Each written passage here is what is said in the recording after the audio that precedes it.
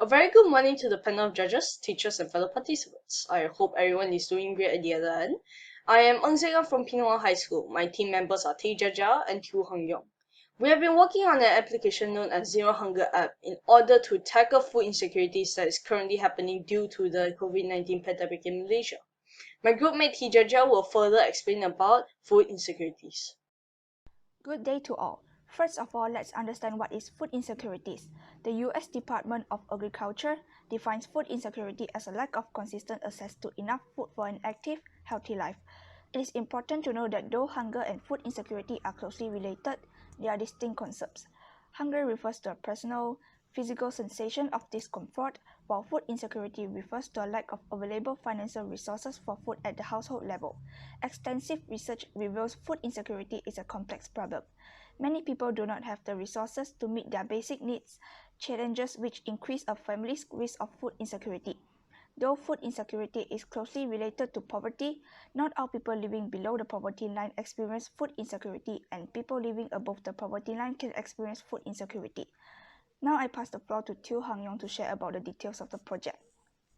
Hi all, basically we are a group of people who are determined to feed the neediest, mainly those who are affected by the COVID-19 pandemic.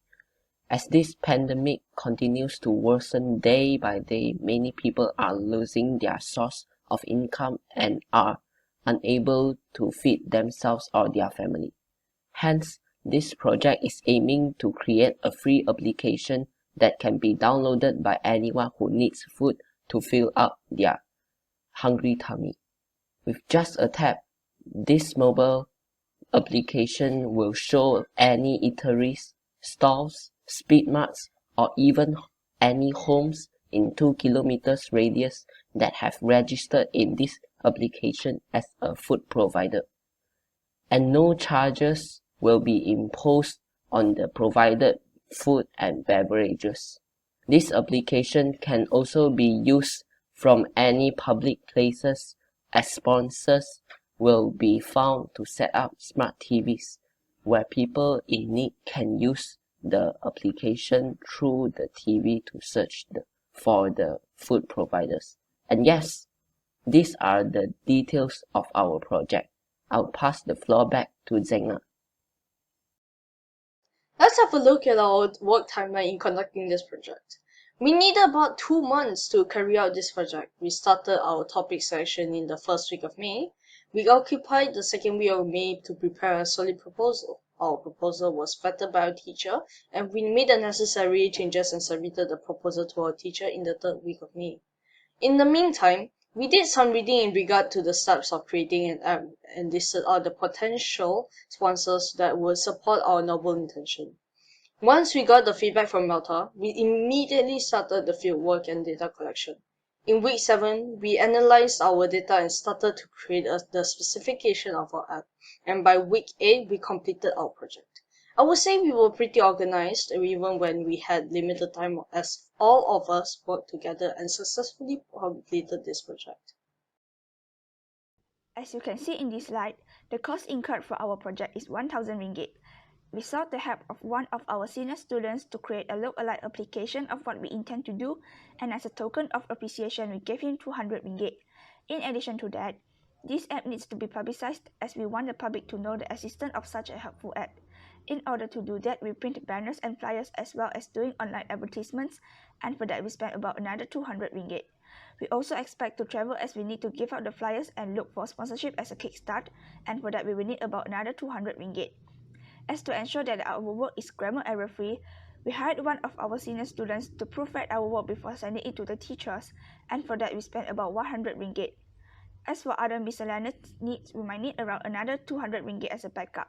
Therefore, we will need to invest about 1,000 ringgit first to make sure our goals is achieved. Now let's move on into the process of how we gathered information to create this app. The first time we got to know that people are suffering economically due to the pandemic is from the news. It is reported in every news channel how people are opting suicide as a result of retrenchment due to the world's dwindling economy.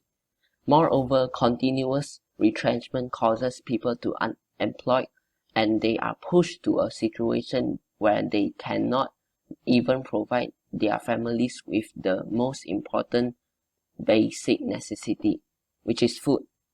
And this is where hunger kicks in, and to feed the young tummies at home, the parents resort to stealing. And that is why we decided to gather all the beautiful souls out there to help these groups of affected people. Yes, you are correct. There are many people already doing this, like Yayasan Food Bank Malaysia and the 2 Ringgit project in Sabah, but they are collecting funds to help the needy. Zero Hunger app aims to feed the hungry tummy by providing them food either cooked or raw. So this is how our app will look like. In the first section, we provide two main options, which are postcode and GPS search. Users can search for the nearest postcode within 2 kilometer radius, and to make their life easier, we also provide a GPS search for them. The list of places that are providing the help will be shown once they have selected their postcode. The donors can update the donating items as shown in the next picture. It can be a fully cooked meal or any raw items.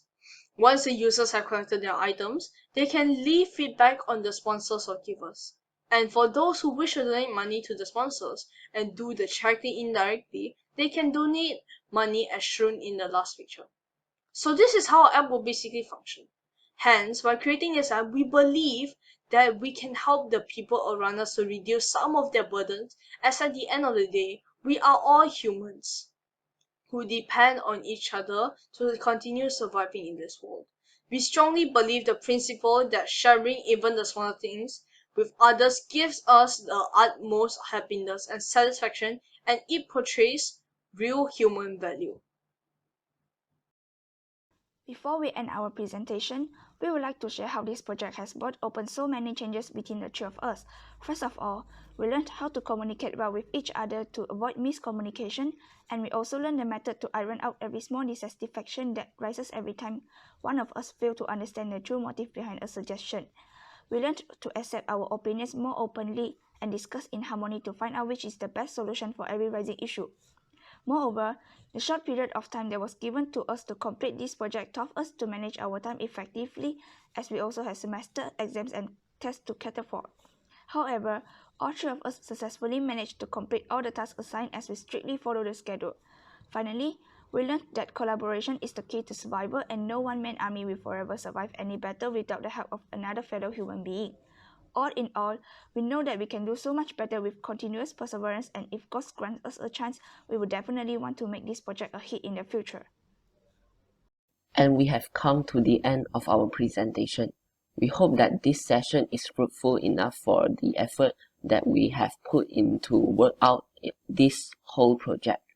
Before we bid farewell, I would like to share a quote from Mahatma Gandhi. He once said that there are people in the world so hungry that God cannot appear to them except in the form of bread.